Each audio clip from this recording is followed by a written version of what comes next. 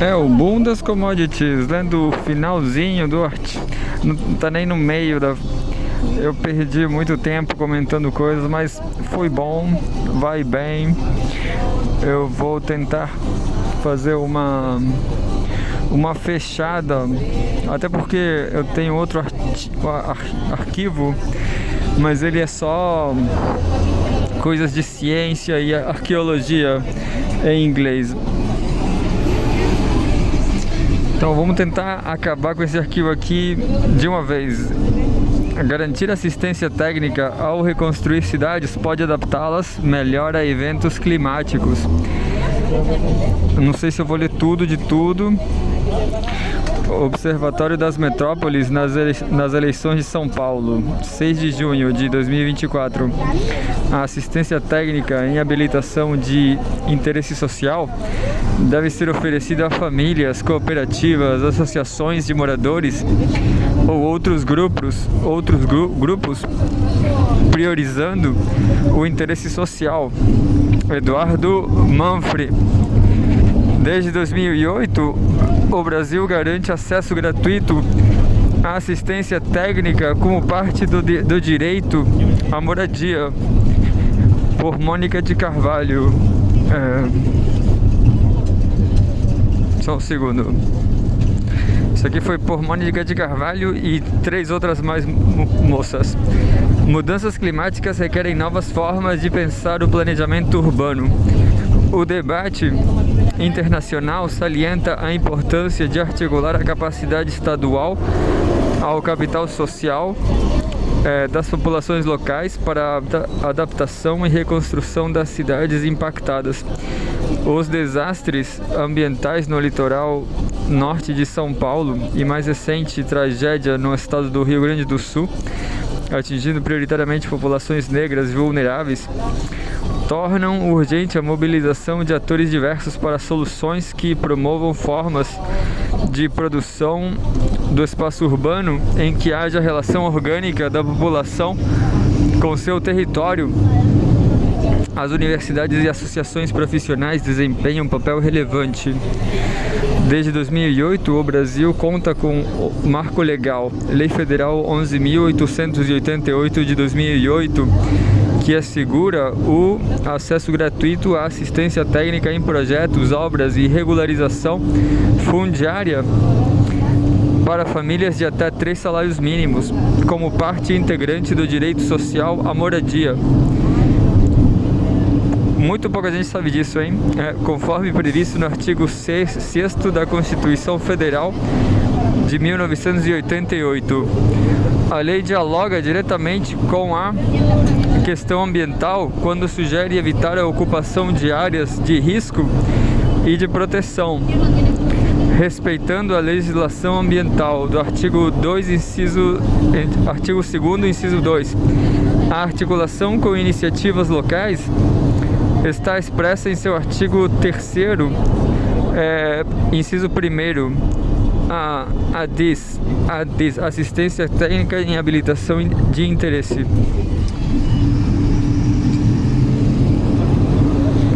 social deve ser oferecida às famílias, cooperativas, associações de moradores ou outros grupos organizados que as representem, priorizando o interesse social.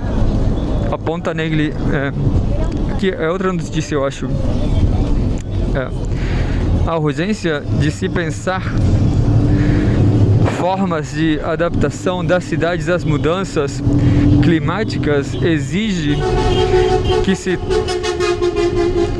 que se torne efetiva a legislação mobilizando arquitetos, engenheiros, urbanistas e por que não, cientistas sociais na produção de soluções que considerem a diversidade dos territórios de suas populações. Contudo, quase 2 décadas depois de sua promulgação, o acesso à assistência técnica segue limitado, em parte porque o debate em torno da habitação se reduz à sua adequação, pautada por perspectivas universalistas e centradas em moradias de alvenaria, ignorando técnicas construtivas tradicionais de comunidades ribeirinhas, caiçaras, indígenas e quilombolas. A reconstrução de cidades após eventos extremos demandaria estratégia mais sensível às particularidades de cada comunidade e às suas formas de habitar. Em São Paulo, algumas iniciativas têm demonstrado mudança de paradigma medida pela ATIS. Os territórios de interesse da cultura e da paisagem TICP, estabelecidos pelo Plano Diretor da cidade de São Paulo em 2014, é instrumento urbanístico inovador que dá representatividade aos territórios como concentração significativa de bens históricos, ambientais e atividades de cunho cultural e educacional. O TICP Jaguará-Perus, localizado no extremo norte da cidade de São Paulo, é um exemplo.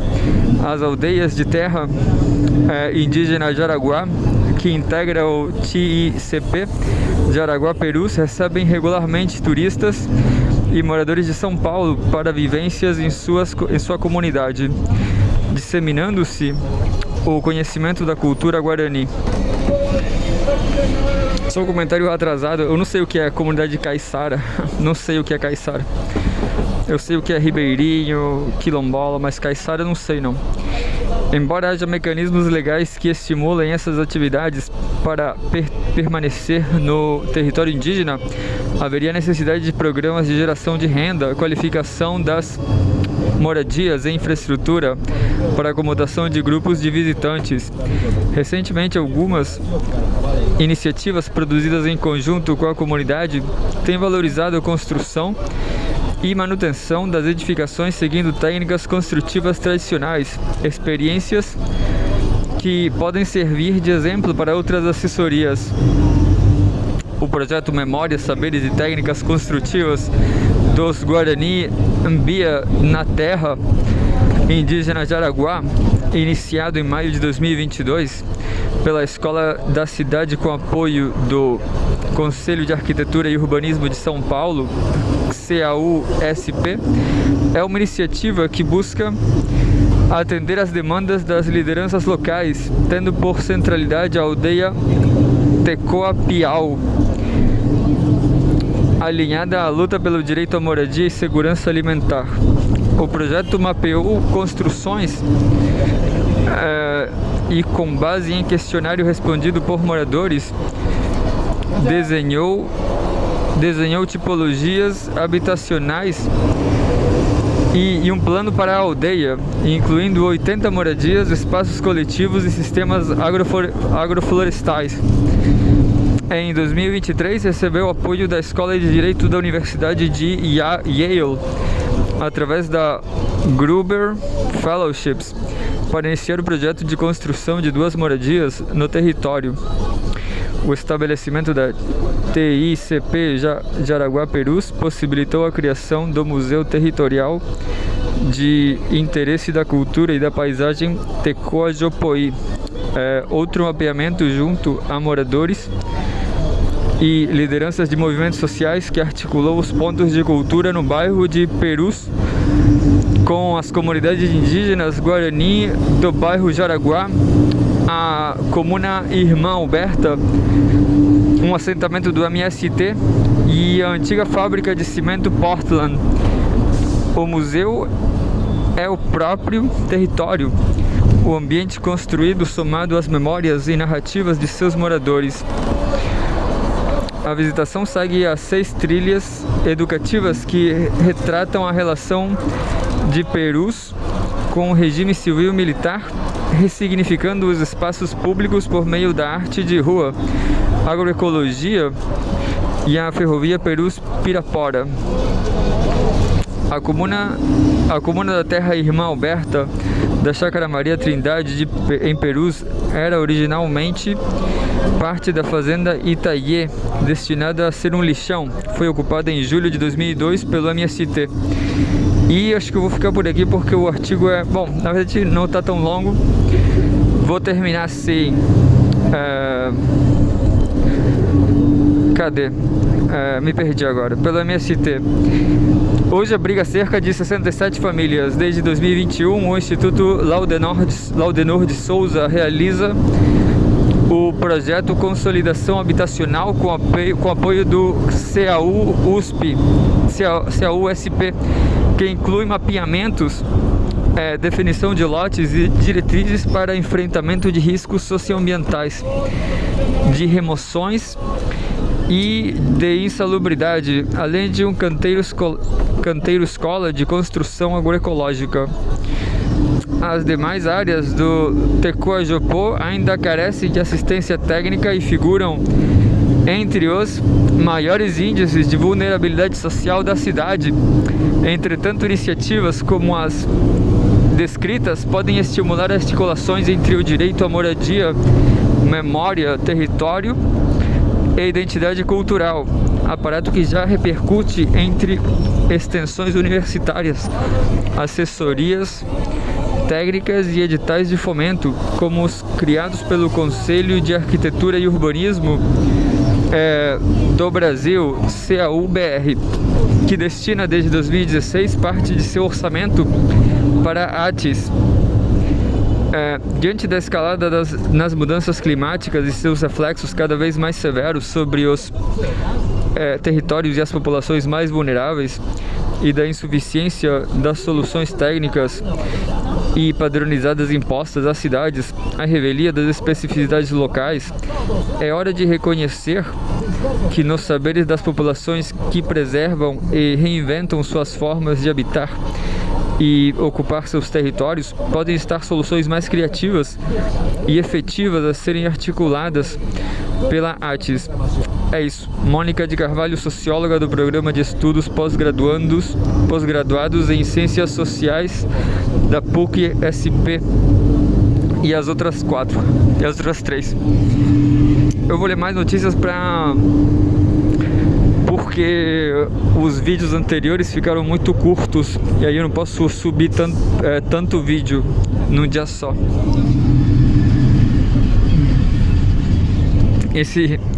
Esse título aqui dessa coluna, A Indiscreta Mesquinhez da Burguesia, é uma referência ao filme do... esqueci o nome agora, do diretor espanhol Buñuel. Buñuel. Boletim 7 de junho, 2024. A gente tem uma fotografia aqui. A fome voltou. A fome voltou, medidas já.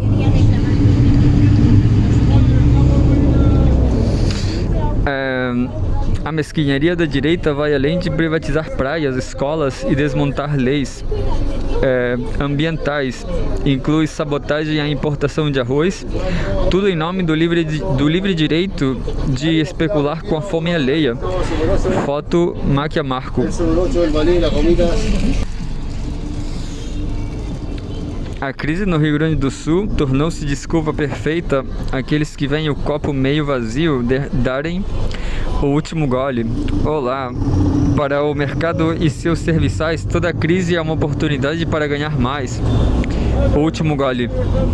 Os resultados econômicos do primeiro trimestre do ano, divulgados pelo IBGE esta semana, vieram com uma sensação de nostalgia. O crescimento de 0,8% do PIB foi além das expectativas do mercado e, mantido nos próximos meses, poderia representar um crescimento de 2,5% até dezembro, um resultado nada desprezível. Outros pontos positivos foram o aumento do consumo das famílias, a redução do desemprego, a desaceleração da inflação e um crescimento puxado não só pelo agronegócio, mas também pelo setor de serviços. O problema é que a crise no Rio Grande do Sul mudou tudo, jogando todas as expectativas lá para baixo, e tornou-se a desculpa perfeita para aqueles que veem o copo meio vazio darem o último gole. A mesquinharia da direita vai além de privatizar praias, escolas e desmontar leis ambientais. Ela inclui também a sabotagem à importação de arroz pelo governo federal para evitar o desabastecimento Tudo em nome do livre direito de especular com a fome alheia. Ao mesmo tempo, e apesar do desempenho da economia no primeiro trimestre, o mercado já precificou o clima de crise e fala em aumento da inflação e fim do ciclo de queda de taxa de juros, o que significa mais austeridade e dinheiro para os bancos, contrariando inclusive a visão de investidores externos, como não poderia deixar de ser. O presidente do Banco Central, Campos Neto, papagaiou inadvertidamente a visão de seus chefes, causando alvoroço no mercado, elevação do dólar e especulação na bolsa. O movimento não foi escancarado, que obrigou o ministro público a entrar em campo. O movimento foi tão escancarado que obrigou o Ministério Público a entrar em campo, acionando o Tribunal de Contas da União para investigar se o boletim Focus, que mede a temperatura do mercado, foi utilizado como alarmismo calculado. Nada disso, entanto, intimida Campos Neto, que ainda pretende deixar como legado a autonomia financeira do Banco Central. Leia-se formalizar quem paga a banda escolhe a música, que já corre solta. Tudo será como antes. Apesar das sucessivas derrotas no Congresso, nas últimas 2 semanas, nada deve mudar na relação entre o Planalto e o Parlamento. Esse foi o recado da primeira reunião semanal do Grupo de Articulação Política do Governo para a presença de Lula. Com a presença de Lula, uma prática que o presidente tinha nos mandatos anteriores, mas que, sabe-se lá por quê, não havia adotado ainda nesse. Publicamente, os ministros e parlamentares minimizaram as derrotas como já esperadas, argumentando que o governo não está sendo derrotado naquilo que é essencial. Segundo Alexandre Padilha, a estratégia continua sendo ignorar as pautas conservadoras e insistir na economia, como resumiu Randolph Rodrigues. Faz sentido, mas elas não são tão irrelevantes assim, como comprova o projeto que equipara o aborto ao homicídio e o que criminaliza o porte de drogas. 2 carro-chefes da próxima investida da extrema-direita com o governo. E, é claro, a anistia aos envolvidos no 8 de janeiro. A lógica de liberar emendas para garantir o apoio parlamentar também não tem sido muito eficiente. O governo pagou 7,5 bilhões de reais de emendas antes das derrotas de maio, e também não adianta cobrar os ministros do Centrão. Segundo eles, fazer parte da base governista só conta para os temas econômicos. Nos demais, estão todos livres para votar como quiserem. Além disso, o Planalto precisa lidar sempre com os humores de Arthur Lira, depois de levar uma rasteira do seu próprio grupo político na disputa da prefeitura de Maceió. Lira resolveu ameaçar o governo, exigir solidariedade na derrota e quase prolongar a novela da taxação das blusinhas. Também afeta o humor do coronel alagoano o tempo que corre contra ele para ungir um sucessor e o medo de que sua influência possa ser reduzida depois das eleições municipais. Aliás, é exatamente este o desejo dos mesmos quistos pelo atual presidente da Câmara. Enquanto seu favorito é o Mar Nascimento, União Brasil-Bahia, também saia voos solos, fechando acordos com o PSDB, sondando Zé Dirceu e se comprometendo com a anistia de Bolsonaro. Ponto final. Nossas recomendações. Nora Cortinhas, 1930, 1940. A Terra é redonda, homenageia a madre da Praça de Maio. Isso aqui é outra coisa, desculpa. São outras... Enfim, acabou.